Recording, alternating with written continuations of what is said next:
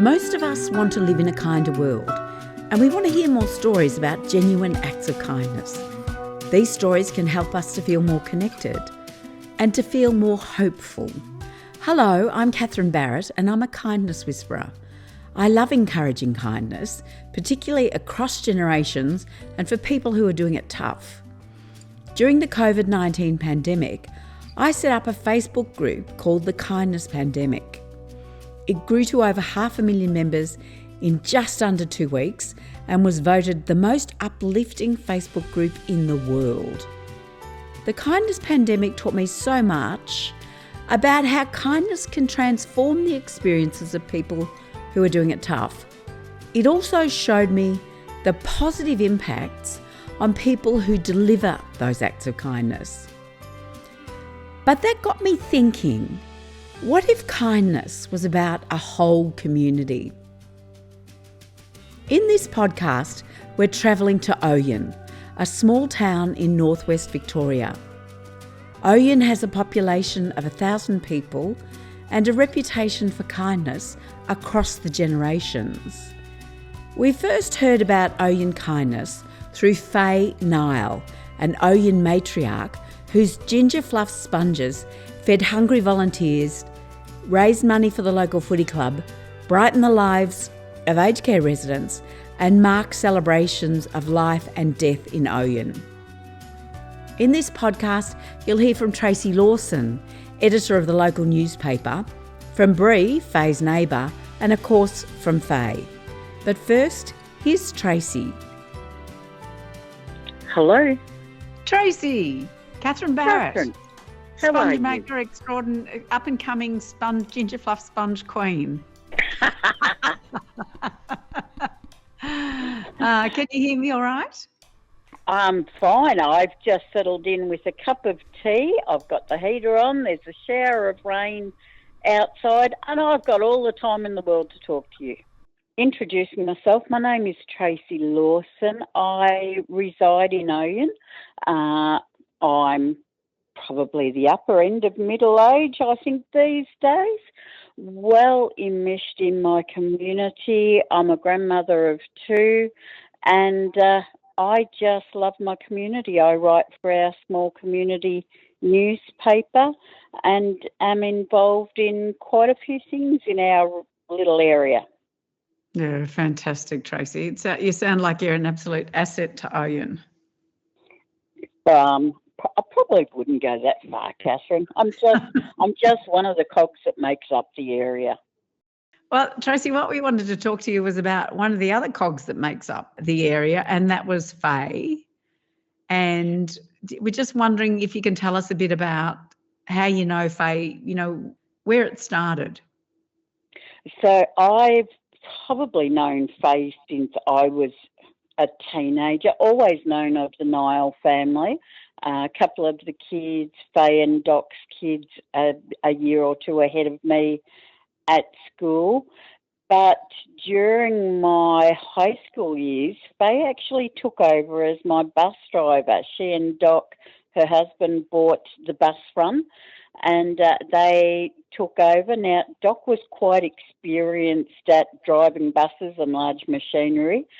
Faye, not so much. So this was an old 45, 48-seater, red and cream coloured bus, the hard vinyl seats. In summertime when it was 48 degrees, you'd slide off the seats because the sweat was running down the back of your legs.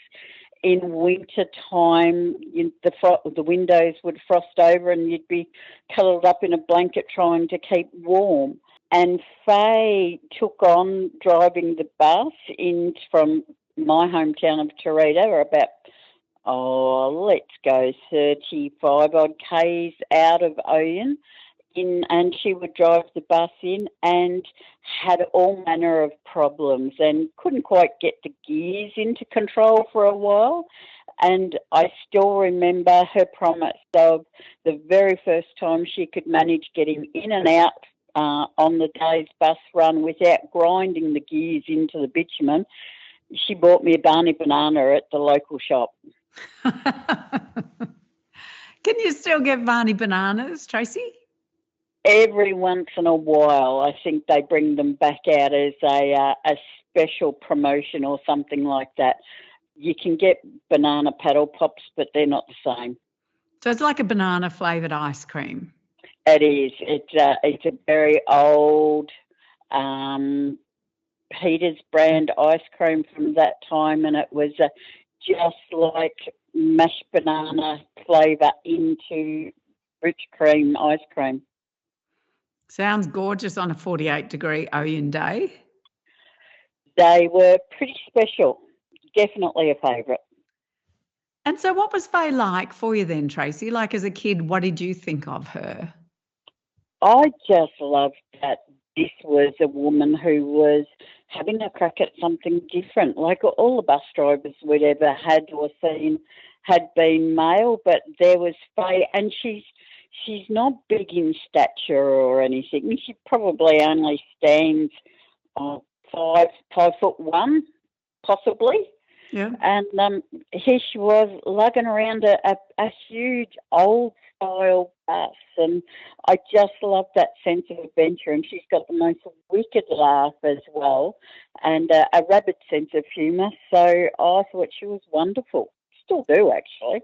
One of the things that Faye is quite famous for is what we're calling ginger fluff kindness. So making ginger fluff sponges to support people in Ouyen.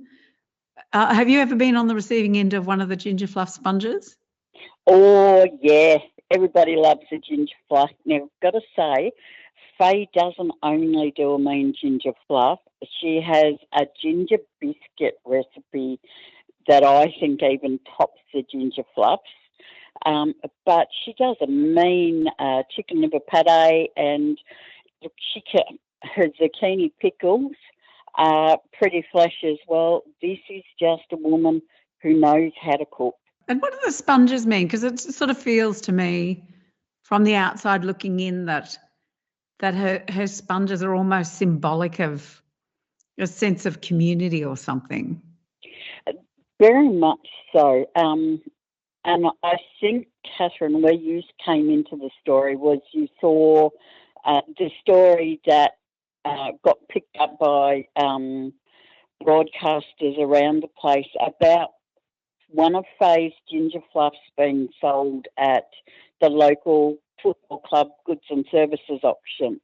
And the bloke that bought it, and it was an online auction due to COVID, and there was a full-on bidding war over one of Faye's sponges with a set of biscuits to go with it.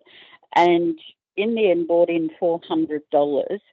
But having talked to Spot, and he's the bloke who bought the cake, it was never about the cake itself. It was about the cook. And that's what he said to me. It's not about the cake, it's about the cook.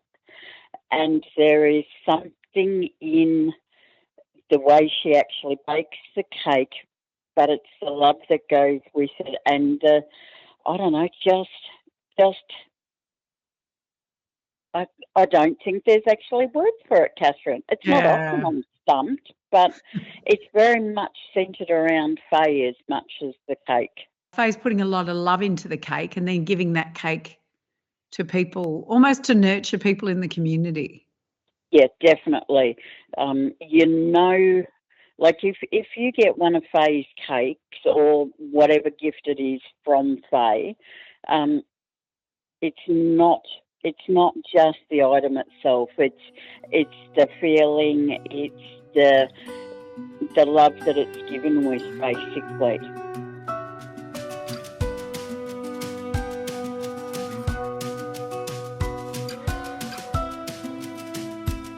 I wanted to ask you about one of the times when you've seen Faye give somebody else her cake, and that was when you had the working bee up at the lake. Can you tell us about that story?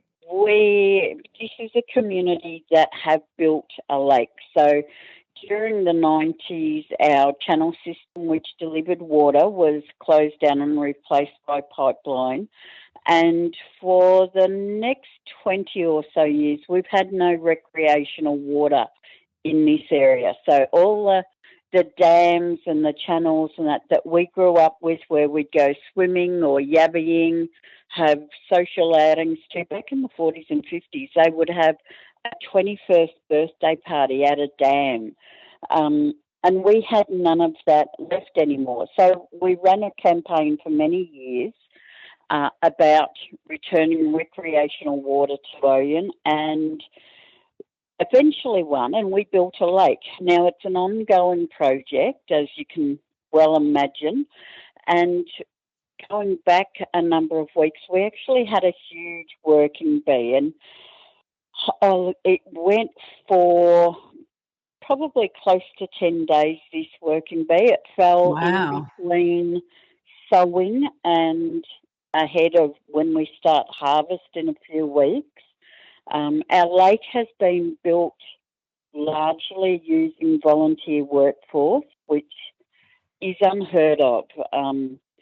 We got funding from Commonwealth and state government to the tune of about $1.5 million.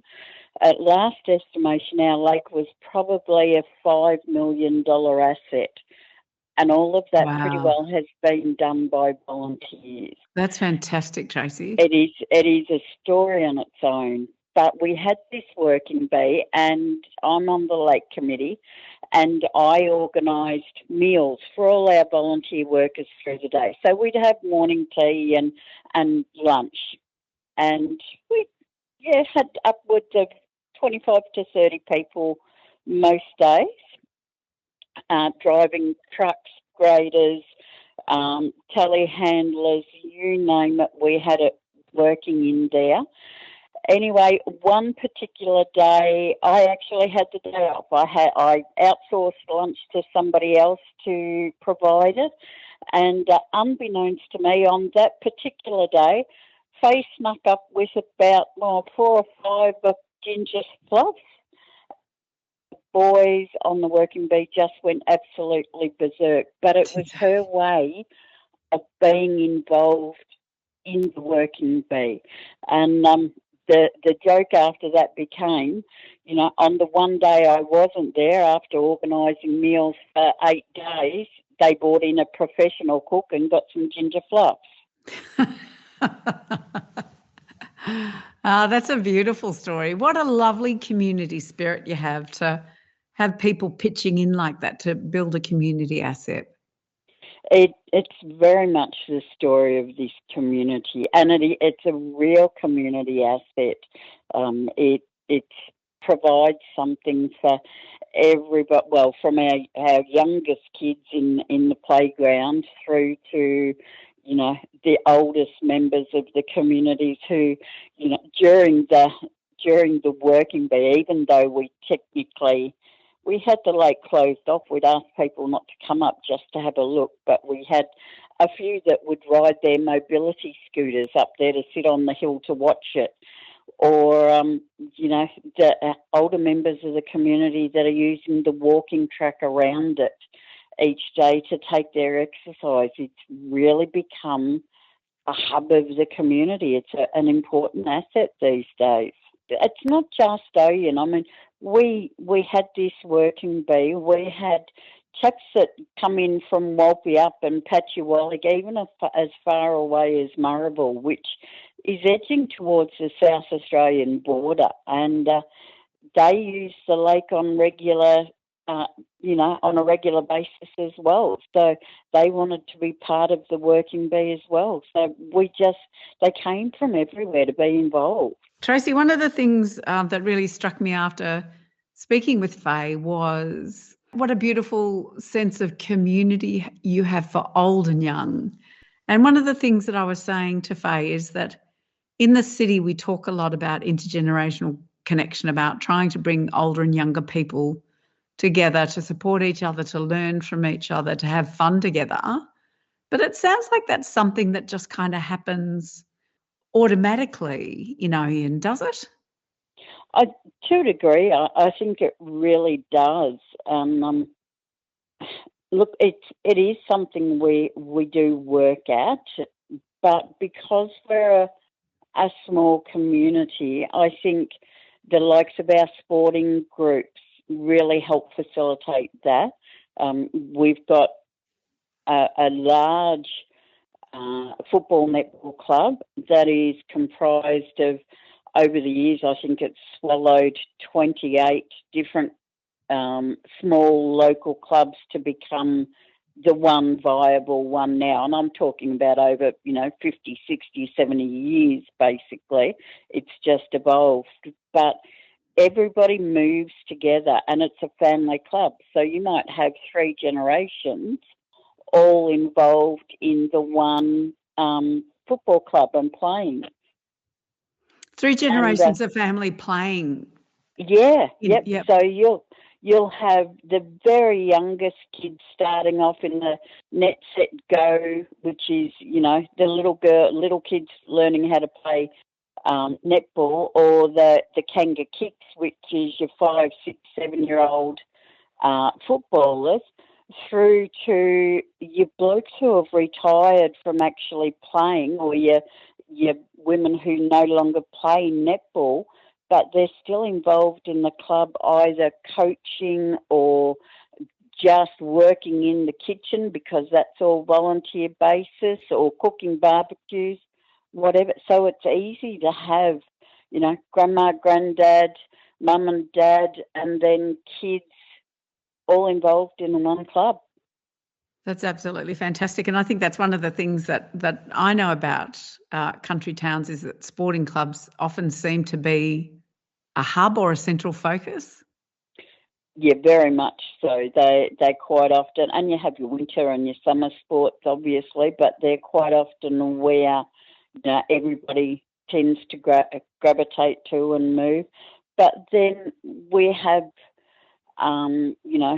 small theatre, or even our, and I love this, our aged care hostel is across the road from our childcare centre.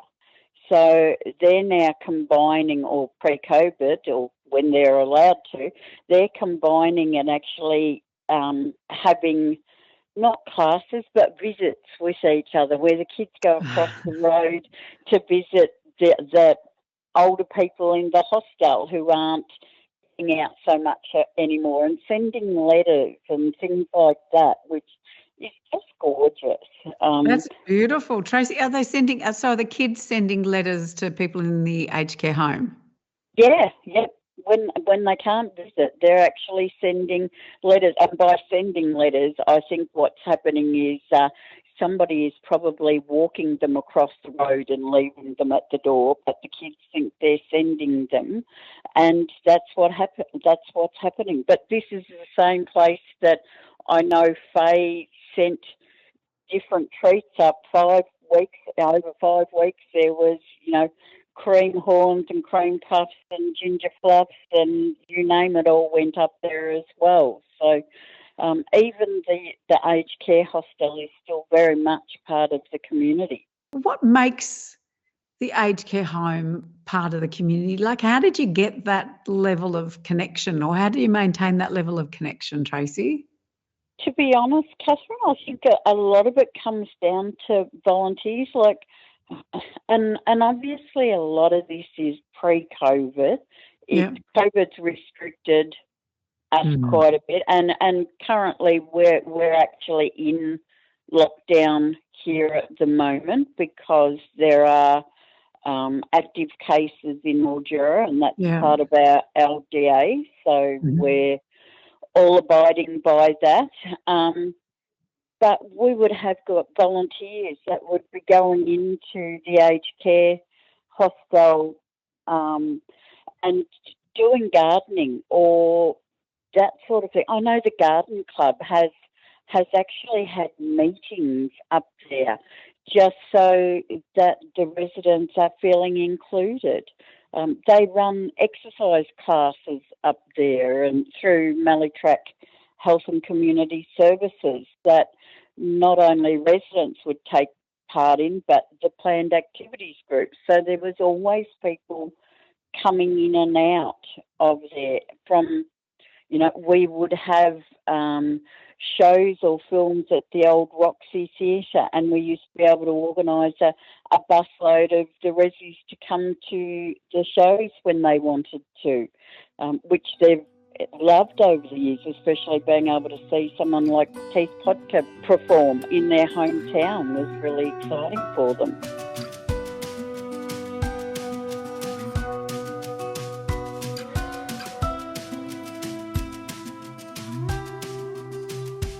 And Tracey, I think that's just so wonderful, and I wonder how we could replicate that respect or that connection in Ouyen and take it across the country. I'm just really curious, how do you get that connection? I know that you've got your population's just over 1,000. Is it because you know the residents that are there that it feels like it's part of the town? I think that really has a large part to do with it, Catherine. Yeah. I also think that it depends on the community, and I have to admit I've put a lot of thought into this over the years. There's always that old adage of, you're not a local until, in a country town, you're not a local until you've been there 50 years if you weren't born there. Yeah. I don't necessarily hold with that. I think if the minute you start giving to your community in any format, you become involved in the community and give something of yourself, then the community opens itself up to you as well. So I think for me, that's the first step.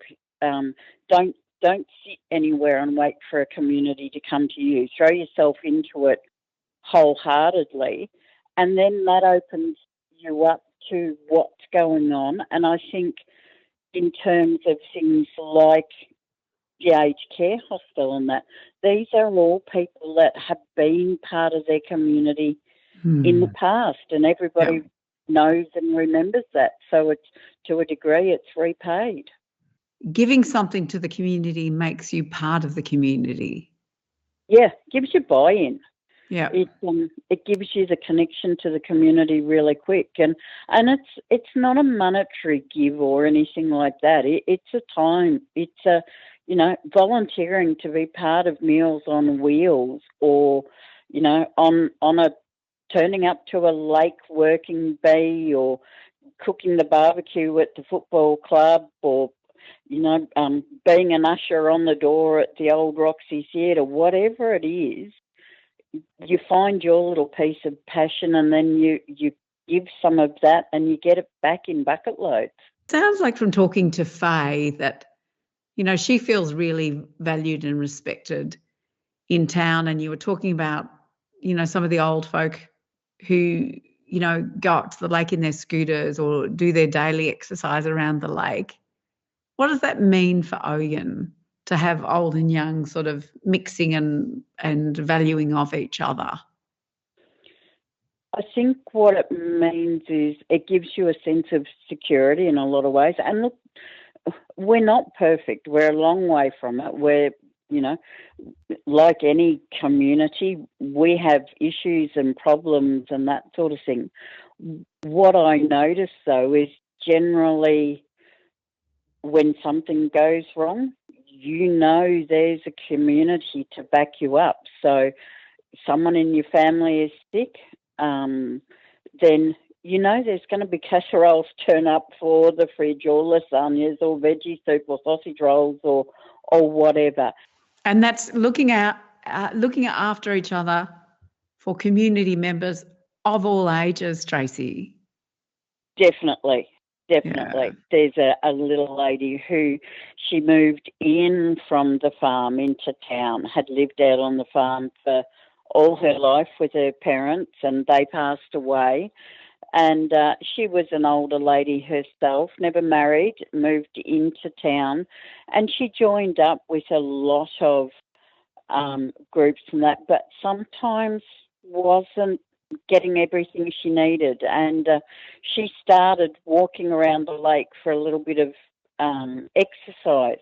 Now, she was telling me, I think about 12 months ago, that her favourite thing is to walk around the lake because that's where she's met all the young people, and they now watch. And I'm talking teenage boys who now know her on site. So when they see her walking past, it's, "G'day, so-and-so, how's your day today? You know, how's your walk going? Don't forget to have a drink of water," or whatever. But she knows their names as well too. And this is, it's a crossover that would never have happened had she remained out on the farm or that sort of thing. So it's a different wave of looking out for each other.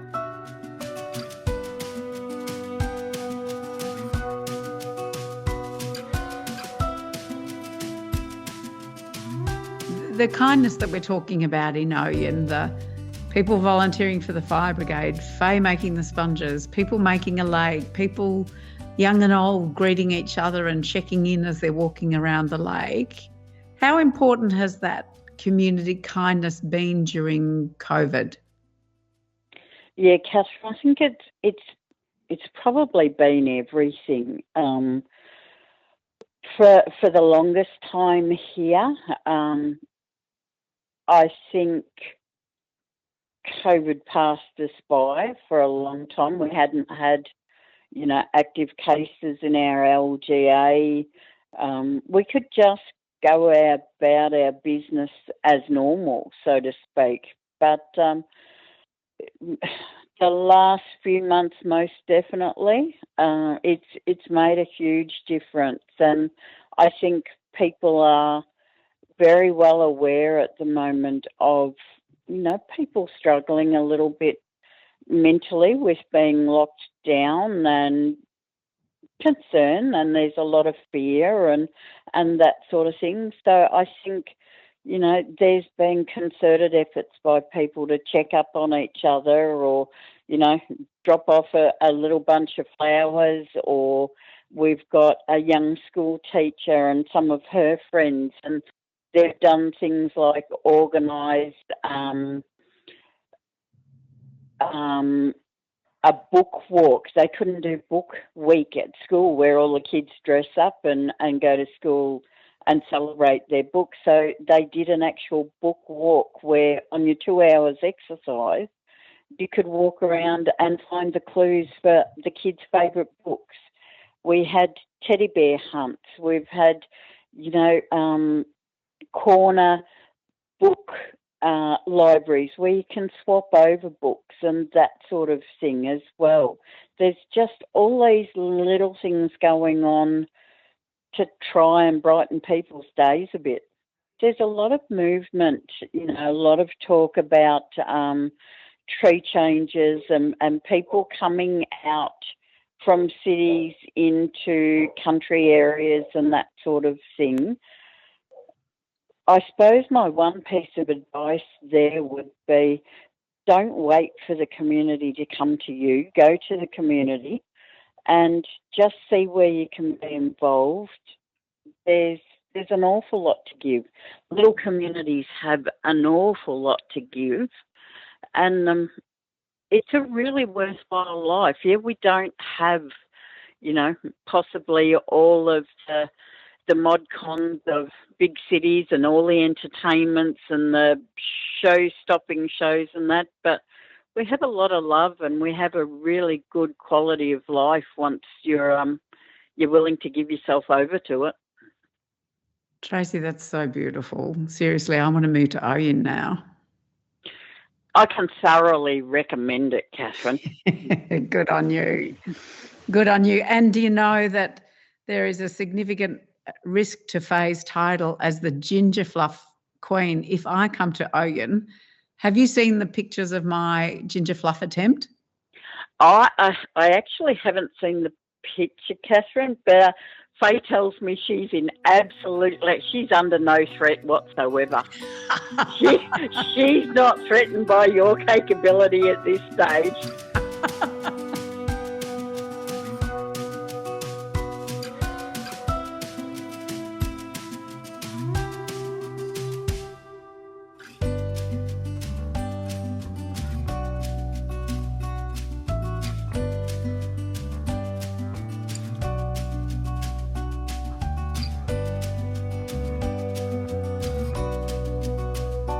Bree, do you want to start by telling us what's it like to have Faye as your neighbour? It's actually really special. Her and Doc are just so beautiful, and they're always looking out for us. And ever since the arrival of Edie, they've just, always making sure we're okay. When the week she was born, we got some soups and some food, and of course the famous Ginger Fluff. And just the joy of having them next door. It's really special. Oh, that's fantastic. And how old's your daughter, Edie? She's 15 months, just born. Yeah. Yeah, wow. And is that your first child? Yes, it's our number one. So she's fantastic. super spoiled. Yep. Fantastic. And so Edie and Faye have a relationship as well? Oh, it's beautiful. It's almost like her grandmother. Oh, They're fantastic. here at the moment playing, as you can probably hear Edie giggling. Oh, we can. Yeah, so I think they see Edie as another grandchild as well. Yeah. Yeah, it's really special bond. Faye was telling me the story of giving Edie her first Ginger Fluff. Yes, so for her birthday, she got her first Ginger Fluff, and yes, it was gone pretty quickly. She absolutely loved it. And, Faye's just bought another one around this afternoon, and she's already demolished the slice. So I think it's a hit for little Edie as well, which is unfortunate because now my husband and I have to share with Edie, but that's okay. Faye was saying to me that that there's a bottomless plate principle with Edie's birthday cake. Yes, so we'll take the plate back, and Edie expects a cake in return with the empty plate she takes back to Faye. So. Oh, that's gorgeous. And Bree, can I ask her, does Edie have grandparents that are nearby, or does she have grandparents? Yes, so my parents actually live in South Australia, so we've been away from them obviously through the COVID lockdown. So Faye's been here and almost been, Edie's grandparents on my side while we haven't been able to see them. Yeah. And then my husband's family are local, so. And so it sounds like from Faye and Faye's husband Doc, there are a number of acts of kindness for you and your family. What does it mean to you that you had those acts of kindness? It means lots. It's probably hard to explain exactly, but just knowing that we've got neighbours there that look out for us, and we feel safe and loved, I guess, by the community and Faye next door. And the trade of the veggie patch, we trade zucchinis for strawberries and passion fruits, and all from Faye and Doc's garden as well. Yeah. Fantastic. And so, do you think it's a kindness that's reciprocated? You look out for them as well, or? Yeah, absolutely. I think especially with the year they've had, the joy Edie brings to them, it's just beautiful to see their little bonds and the smile, and like you said, the tone in their voices when they talk about Edie. I think we enjoy it just as much. My husband and I would say, oh, we better go see Faye and Doc. We haven't seen them for a while, and we get joy out of seeing them too. And I think Edie definitely brings out happiness in them. Ouyen sounds to me like an incredibly kind place. It is. If everyone just rallies around each other, and if you're struggling, people just jump on board and go out of their way to support you, and it's actually a beautiful town in that way. I've never been to a town or witnessed for myself the incredible kindness the town can have. And Bree, one of the reasons that we were interested in doing this podcast is particularly the lack of respect for older people in Australia by and large. Mm-hmm. But it sounds like from talking to Faye and yourself that there is respect for older people in town. Yeah, I think especially being in a small community, you know each other, and age isn't a barrier. People go down the local pub and you'll be sitting around a table with an 18-year-old and a 70-year-old, and they're all chatting about common things. And I think just being in that small town, especially, that age isn't really a thing. Everyone has their differences, and everyone has similarities, and I guess you can just get talking about farms in Ouyen, and the conversation can go for hours. So, yeah, I don't really think in Ouyen especially, I haven't noticed much of a barrier between ages at all, which is great. Yeah. Bree, was there anything else you wanted to say about Faye or Doc or kind, or even the important, what kindness means to you? I think kindness, in Faye and Doc's situation, is they just go out of their way. I think they do it without realising. They're doing it without wanting any recognition, or it's just them. They're just kind, genuine people, and they're just so involved in the community. And so it sounds like they are kindness rather than doing it, that it's something they really embody, that it's a really essential part of them. Yeah, I just think it's a part of them, and they're not doing it because they're trying to be kind. I just think they're just kind and lovely and sweet people. And, yeah, we're super grateful that they've built their relationship, and, yeah, how Edie brings so much joy to their lives. Yeah. Gorgeous.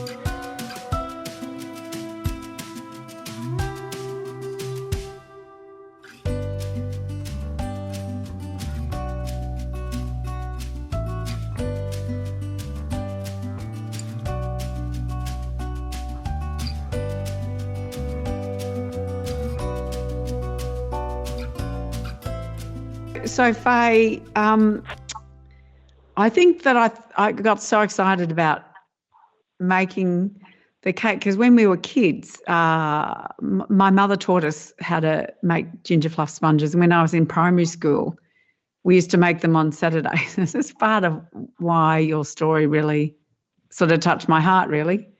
And I haven't made it for 50 years. So I made one today, and I think I got so excited I kept beating the egg whites and it looked like Pav.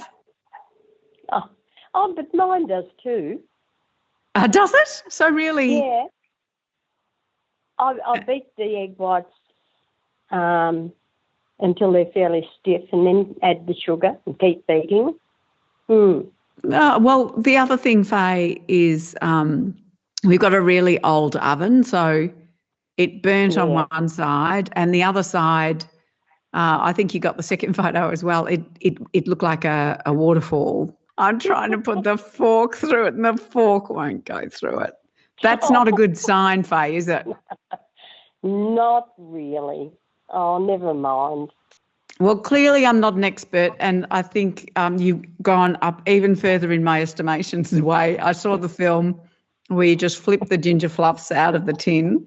Well, my daughter was watching me and said, gee, you're a bit rough. I said, well, that's just how I do it. So, do you want to tell us the story of where the recipe came from again? We talked about this the other day, but just... Yeah. Well, it was from my mother. She was really a good cook, and was always cooking for someone.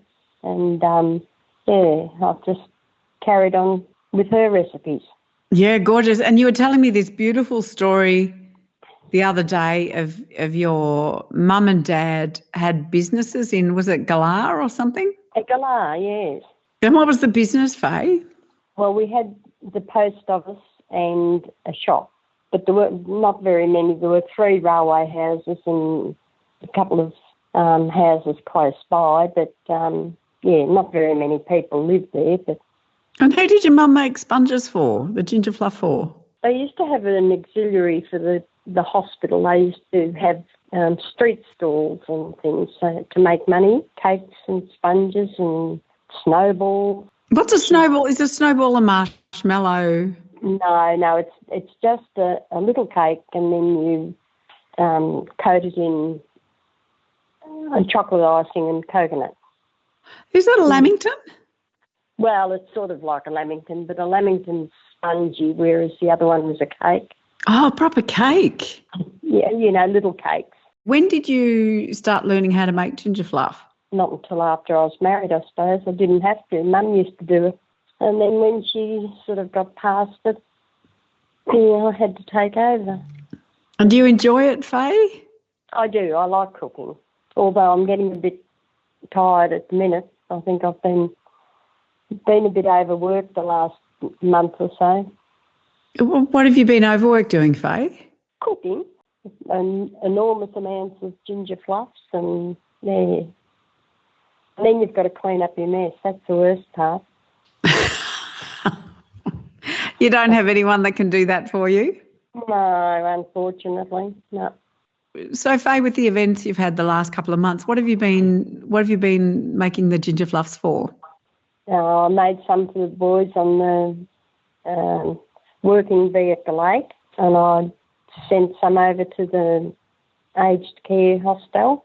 And we've had funerals, and people have had birthdays, and there's a really strong sense from talking to you and Tracey that Ouyen is a really good place to live. Oh, yes, everyone's very supportive.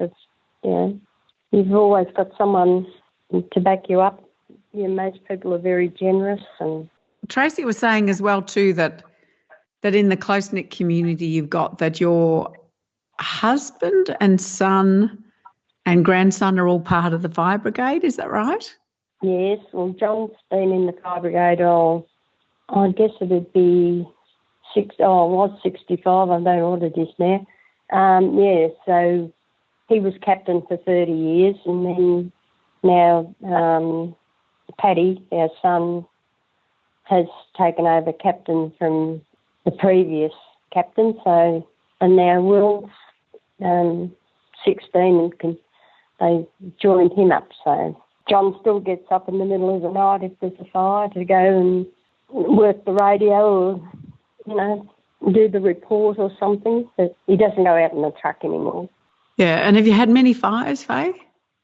Not a great deal, but they do call us out for car accidents now too. The other thing that you were telling me about that was a really beautiful story of community was the story of the making of the lake.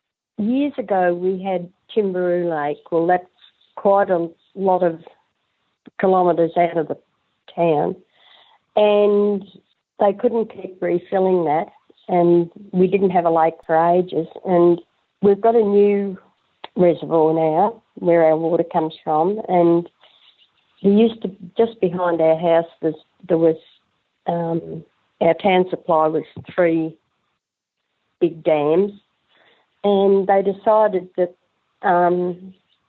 it'd be a good place to build a lake. So it had been storing water there before. So and a group of boys got together, and it's been in the planning a long time, and it took a long time to get everything together, but a lot of voluntary work and many, many hours and lots of meetings. And finally you have a lake? We have a lake. And tell us about the lake. What's it like? It's beautiful. There's lawn right around, and it's, they've still got things to do. It all takes time and money, of course. And what do people use the lake for, Faye? Fishing. Yep. Skiing, just swimming. We've got trout in there, golden perch and silver perch. The fisheries stock it pretty much. Well, they have been for the last few years. So hopefully they keep doing that. And do you ever walk around it or to it or anything, Faye? How do you use it? No, I drive. I'm getting old. I go to fish. Just sit up there and fish. Fantastic. How often do you go up there to fish? Well, it's been hard lately because, in the cold weather it's not the best place to be because the fish don't bite. But it's lovely just sitting there anyhow. It's quite calming. Yeah, beautiful. Do you bring a thermos of tea, Faye? No. Can't be worried about eating and drinking up there. You've got to fish. Yeah. And what do you like at fishing? Do you catch stuff? Oh, yes, I do. Yeah. And but I haven't for a while. Faye, you were telling me the other day that we were talking about intergenerational kindness, so old and young people supporting each other in Ouyen or being kind to each other. And one of the things you were telling me was about how everybody pitched in for the making of the lake. It was an amazing effort, really. It's been worth it though. Even people from Mildura come down and, I mean, they've got a river, but they come down to our lake. And Faye, they were all volunteers that worked on the lake? They did have to get some major people in at some stage, but no, there was a lot of volunteers. Tracey was telling me that you volunteered to help cater to support the volunteers. Yes, well, we did, yeah. And you took some cakes up, Faye? I did take them some on their last day of work. What did you take up? Oh, just some ginger fluffs. And how did they go down? Quickly, I think. Especially when Dean picked them, helped me take them over and said, well, there's about $1,000 worth here, so get into it. So they all tucked into your cake. Yeah. And Faye, what made you do that act of kindness? Like, what made you take the ginger fluff sponges up to the workers at the lake? Oh, well, they were working very hard, and it's just something you could do. Yeah. It's sorry, John just walked in the door and banged it. Oh, did he? Hi, John. I don't know whether he won't hear you. Yes, I suppose.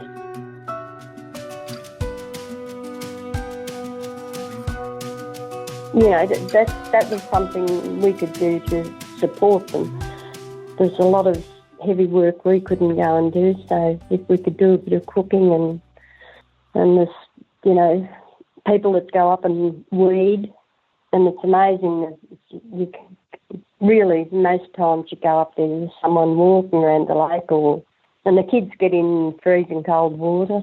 Oh, do they, and swim? Oh, the weather, yeah. One of the other stories you were telling me, just thinking about that idea of older and younger people supporting each other. One of the beautiful stories you told me that I loved was the story of the bottomless plate that for your 1-year-old neighbour. Oh, these are our young families that are just behind us. And Edie was having her first birthday, and her mother thought it'd be nice if I made a ginger fluff. Well, Edie loves them. And, of course, every time she brings the plate back, she thinks she might have another one. So I just fill it up and send it back. So they must be, Edie and her mum must be thanking their lucky stars that they moved in next to you, I reckon. Yeah, they have mentioned that, yeah. That's fantastic.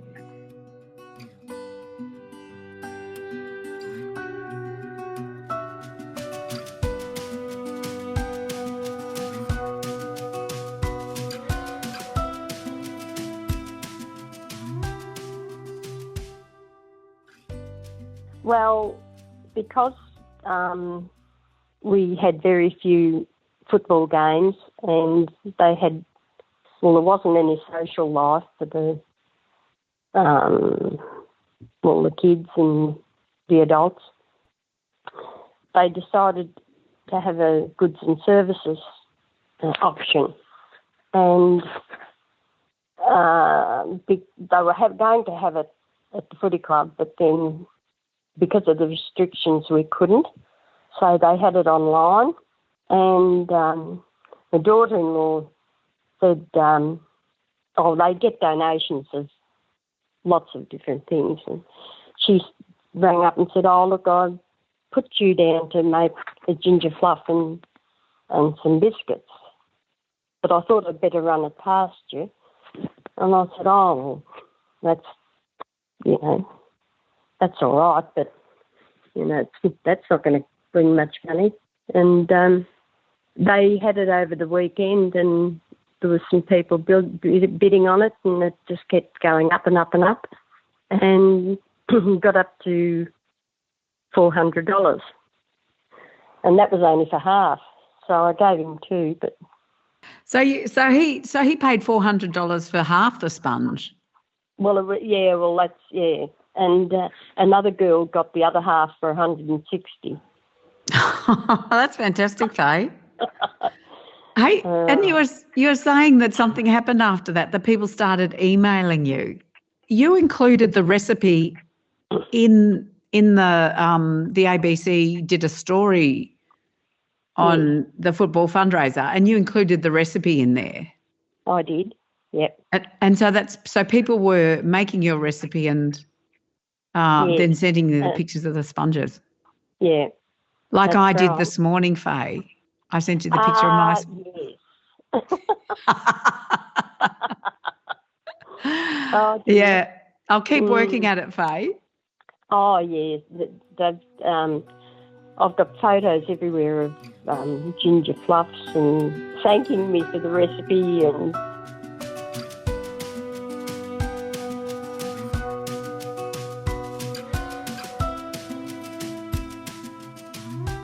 Would you talk us through the recipe so I can have a think about maybe what I did wrong? Oh, now have you got what recipe have you got though? Yours. Oh, you have got that one. Well, no, I used my mum's, which was really similar, except she used cream of tartar as well. Oh yes, no, there's none of that in mine. But can you tell us what's in yours and how you make it? Can you take us through the steps? Right. Well, 4 eggs, and you separate them. Beat the egg whites until they're stiff, and add half a cup of sugar and beat that again. Then you fold in, beat in the egg yolks and the golden syrup, and beat that well. And then you your dry ingredients, which is half a cup of corn flour, 2 tablespoons of plain flour, pinch of salt, half a teaspoon of bicarb soda, a teaspoon of cocoa, cinnamon and ginger. Beautiful. And then you just sift that and fold it in. And a greased tin or 2 greased tins? 2 greased tins, 8-inch tins. And in the oven for 20 minutes? 20 minutes, moderate oven. Do you think maybe the fact that I only had 1 tin was part of the problem, Faye?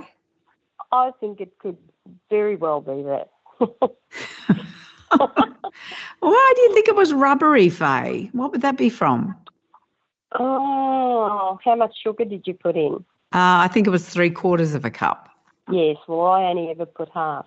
The recipe does say 3/4, but I only put half in. And do you use caster sugar? No, just ordinary sugar. Like raw sugar or just plain sugar, white sugar? Yeah, just white sugar. Well, I'm going to have to do it again soon and send you another picture to redeem my reputation. Oh, good.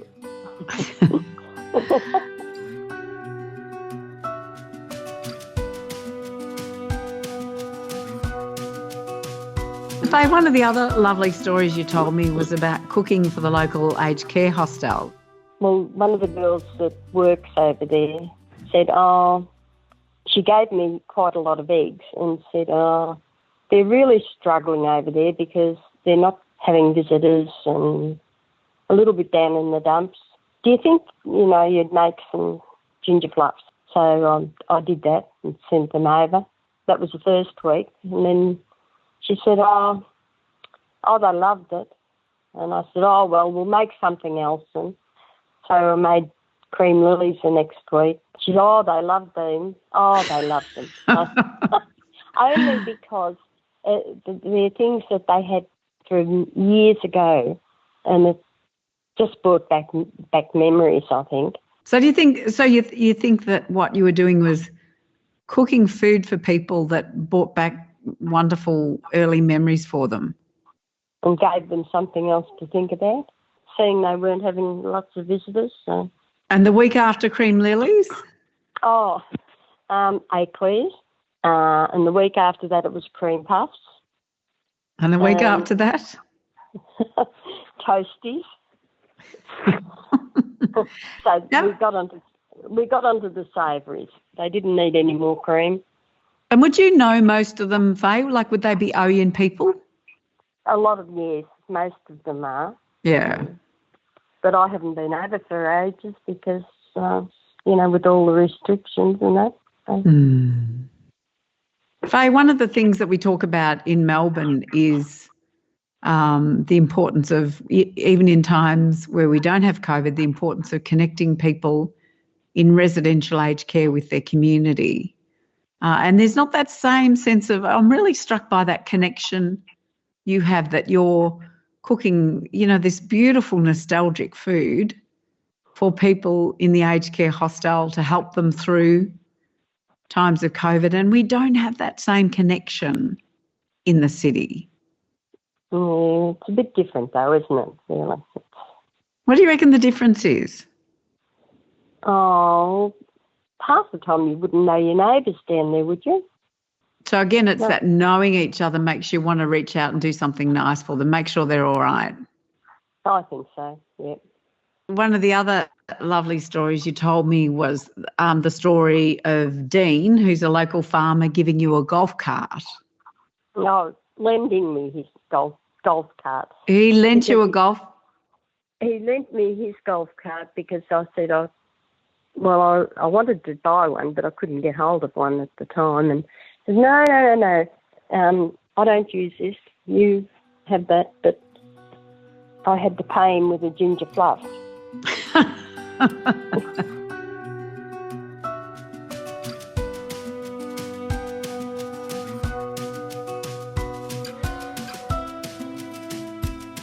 Faye, one of the things that I was going to ask you about was that if there was an older person who was coming to Ouyen to live and they asked you whether the people of the Ouyen are respectful of older people, what would you say to them?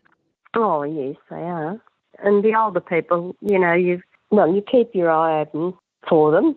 And what about for young people, Faye? Do you feel with young people that they're part of the community? Are young people respected by older people in Ouyen? Oh, yes, of course. No, we've got some great young families. As I said, there's there's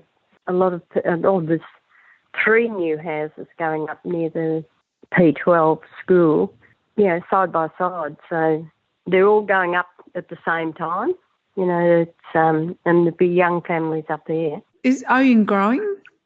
It is, but, as I said, we've got, 4 little kids around us now. There was another one born yesterday, day before. So that's within 2 houses behind me and one over the road. So, yeah, and they're all young couples.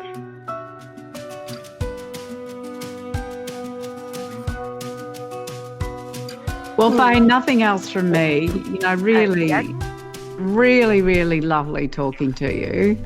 And can I say to you, your Ginger Fluff was an inspiration for me to go back and pull out my mother's recipe, but also to think about that. Sometimes I feel like we have to work really hard, Faye, for people to be kind to each other. But what really strikes me about Ouyen is that there's a sense of not even thinking about it as kindness, is you know people, so you look out for them. Yeah, just happens. It just happens, yeah. It just happens, yeah. Yeah, fantastic. I love it. You'll have everyone wanting to move to Ouyen now. Yeah. Yeah, well, good luck with that, if they can find somewhere to go.